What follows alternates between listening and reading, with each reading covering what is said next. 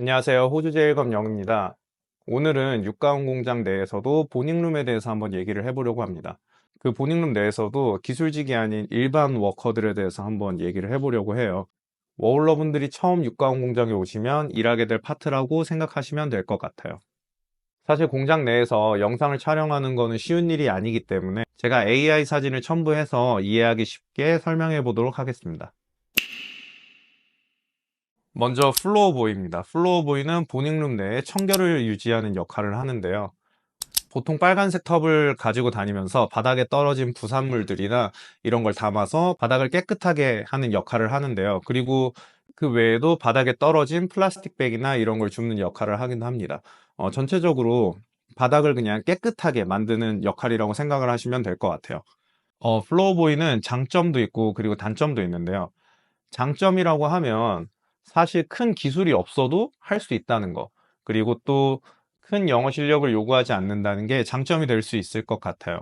단점으로 꼽으면 한국인 분들은 사실 자존심이 좀 세잖아요. 그래서 남들 밑에서 기고 이런 거를 좀 꺼려 하시는 분들이 많잖아요. 사실 저도 그렇습니다. 근데 이 일을 하다 보면 어쩔 수 없이 다른 사람 다리 밑으로 이렇게 기어 들어가는 그런 일이 발생을 하는데요.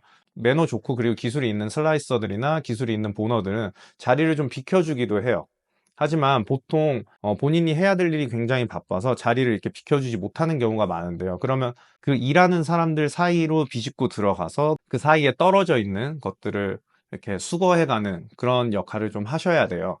그렇기 때문에 조금 자존심이 상할 수도 있는데 이거를 좀 내려놓으시고 이것도 직업 중의 일부다라고 생각을 하신다면 사실 영어도 크게 필요하지 않고 기술적인 거를 요하지 않기 때문에 처음 일하실 때 이 룸의 분위기나 이런 거를 파악하기에는 어느 정도 괜찮은 일이라고 저는 생각을 합니다. 자존심만 조금 내려놓는다면.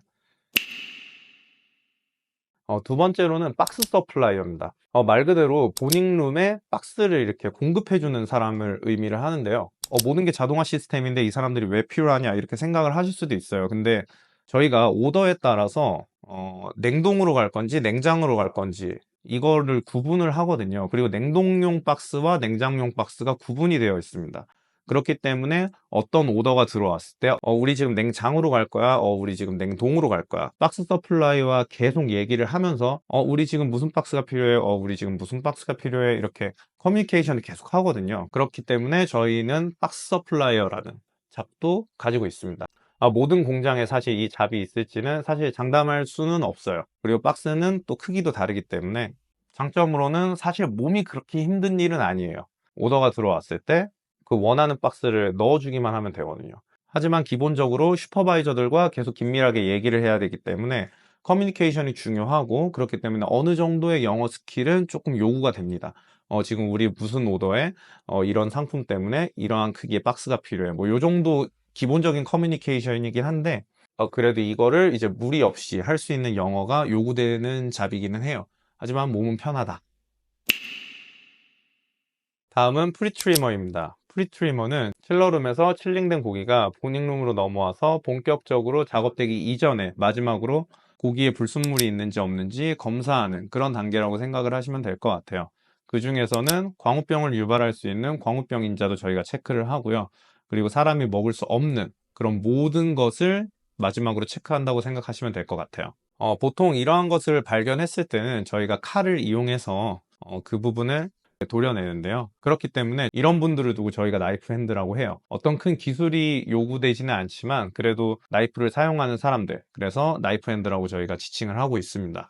장점으로는 나중에 기술을 배울 때 그래도 나이프를 썼던 사람으로서 우선순위에 좀 올라갈 수 있다는 게 좀 장점이 될 수 있고요. 단점이라고 하면은 나이프 숙련도가 높지 않았을 경우에 되게 조그만 부분을 도려내는 것임에도 불구하고 이게 데미지가 손에 쌓이게 돼요. 그러면은 나중에 손이 저리거나 아플 수 있는 그런 상황이 올 수도 있다는 점. 그게 어떻게 보면 장점이자 좀 단점이 될 수도 있을 것 같아요. 그리고 립소우, 밴드소우라는 직업이 있는데요. 소는 등뼈부터 갈비뼈를 통해서 그 양지 부분까지 뼈가 이어져 있는데요. 저희는 발골을 하기 이전에 톱을 이용해서 갈비뼈 있는 부분에 먼저 구획을 나눠줍니다. 이 부분은 양지, 그리고 이 부분은 등심, 뭐 이런 식으로 저희가 구획을 하는데요. 그 구획을 하는 사람을 저희가 립소어 오퍼레이터라고 부릅니다. 그리고 밴드소우 혹은 로인소우라고 하는 사람들은 저희가 오더를 받아서 내보내는 스펙 중에 등심이 있는데요. 그 등심에 등뼈가 제거된, 하지만 갈비뼈는 포함된 그런 저희가 스펙을 가지고 있어요. 그 상품을 만들 때 그 사람들이 저희가 로인소우 오퍼레이터라고 부르고 있습니다. 장점으로는 마찬가지로 장비를 다루기 때문에 나중에 기술직으로 넘어가기가 좀 쉬워요. 기술직으로 넘어갈 수 있는 그런 기회를 제공받기가 좀 쉽고요. 근데 단점이라고 하면 아무래도 톱을 사용하다 보니까 이게 계속 진동이 되거든요. 계속 회전을 하고. 그렇기 때문에 손이 저리다던가 이제 손이 좀 붓는 그런 상황이 생겨요. 일반적인 레이버들이 하기에는 제일 힘든 일 중에 하나라고 저는 생각을 합니다. 팔페이터라는 직업이 있는데요. 팔페이터는 말 그대로 촉진하는 사람을 얘기를 해요. 저희가 보통 다른 부분들은 이렇게 촉진하지 않는데 그 결절이 보통 양지 부분에 있는데요. 만져보면서 그 결절을 찾는 사람을 저희가 팔페이터라고 부르고 있습니다. 굉장히 단순한 업무 중에 하나인데 양지가 엄청 큽니다. 그렇기 때문에 이 팔페이터들이 그 양지를 가져와서 촉진을 해야 되는데 일 자체는 힘들지 않지만 그 양지를 끌어와야 되는 것 때문에 조금 힘들어 하시는 분들도 있더라고요. 기본적으로 양지가 무게가 좀 나가기 때문에. 하지만 어느 정도 힘이 있어서 그 정도를 끌어오는데 전혀 무리가 안 되시는 분들이라면 사실 크게 어려움 없이 할 수 있는 일 중에 하나라고 생각을 합니다. 그 다음은 배거라는 직업인데요. 배거라는 직업이 하는 일은 사실 굉장히 단순합니다. 컨베이어 벨트에 지나가는 상품을 잡아서 그거를 이제 플라스틱 백에 이렇게 넣기만 하면 되거든요. 하지만 이 단순한 작업과는 별개로 어느 정도 영어 실력도 요하고 그리고 굉장히 빠른 손이 또 요구가 됩니다. 영어가 필요한 이유는 저희가 오더가 시시각각 이렇게 변하는데요. 그 오더에 따라서 쓰는 플라스틱 백도 종류가 바뀌어요. 그리고 그 안에 인설트가 들어가느냐 안 들어가느냐 이런 차이점도 좀 있거든요. 슈퍼바이저들과 어느 정도 의사소통이 가능하면 이 일을 하기 조금 더 수월하고요. 그리고 엄청 많은 물량이 들어올 때 그 물량을 소화할 수 있는 속도도 사실 좀 필요합니다. 그렇기 때문에 제가 말씀드릴 수 있는 거는 일은 단순하나 빠른 손과 그리고 어느 정도의 영어 실력이 요구되는 직업이다 라고 말씀을 드릴 수 있을 것 같아요. 다음으로는 패커입니다. 패커라는 직업은 아까 배거가 플라스틱 백에 상품을 넣는 역할을 했다면 그 플라스틱 백에 넣은 상품들이 진공 포장하는 기계로 이렇게 흘러가게 돼요. 그리고 진공 포장이 된 상품들이 열 처리 과정을 거쳐서 패킹장이라는 곳으로 이동하게 됩니다. 그리고 이분들이 되게 중요한 이유가 있는데요. 마지막으로 상품을 상자에 넣는 역할을 하기 때문에 육안으로 상품에 하자가 있는지 확인을 하고 그리고 플라스틱을 만졌을 때 뼈 조각이나 이런 게 있는지 확인을 해야 되는 또 그런 역할도 또 하시거든요. 그래서 사실 굉장히 중요한 역할을 담당하고 계시는 분들이에요. 그리고 우리가 지금 내보내는 상품의 스펙이 이게 맞는지를 최종적으로 패커들이 좀 확인을 해야 되기 때문에 패커들은 어느 정도의 지식과 그리고 빠른 손놀림이 요구되는 좀 그런 직업이라고 말씀드릴 수 있겠습니다. TMS 워커입니다. TMS 워커는 자투리 고기를 관리하는 사람들의 얘기를 하는데요. 자투리 고기가 사실 소를 한 마리 잡았을 때 엄청 많이 나옵니다. 저희가 흔히 알고 있는 등심, 안심, 그리고 뭐 갈비살 이런 부분을 제외를 하고라도 저희가 이 자투리 고기가 소에서 적게는 20% 그리고 많게는 30%까지 나와요. 이 자투리 고기를 저희가 다 그냥 버릴 수는 없으니까 보통 이 자투리 고기들이 햄버거 패티로 많이 소모가 되거든요. 그렇기 때문에 맥도날드나 호주에서 헝그리잭스 이런 쪽으로 많이 납품이 됩니다. 이분들도 소의 20% 그리고 30% 가까이 되는 고기를 관리하시는 분들이다 보니까 엄청 바빠요. 엄청 바쁘고 그리고 이 햄버거 패티를 먹을 때 저희가 사실 입에 조금 거슬리는 부분들이 있잖아요. 그런 걸 저희가 본칩이라고 얘기를 하는데요. 이분들이 하시는 일들은 이제 본칩이나 사람이 먹었을 때 식감이 불편한 부분들을 좀 미리 찾아서 제거하는 역할도 같이 하세요. 그래서 이런 거를 제거를 하는 일을 하다 보니까 손을 다치시는 분들도 간혹 있습니다. 하지만 이게 아니고는 되게 단순한 업무의 반복이고요. 그렇기 때문에 크게 난이도를 요하지는 않는다. 하지만 바쁘다. 그리고 다칠 위험이 조금 있다. 정도라고 생각하시면 될 것 같습니다. 다음으로는 엑스레이 인스펙터입니다.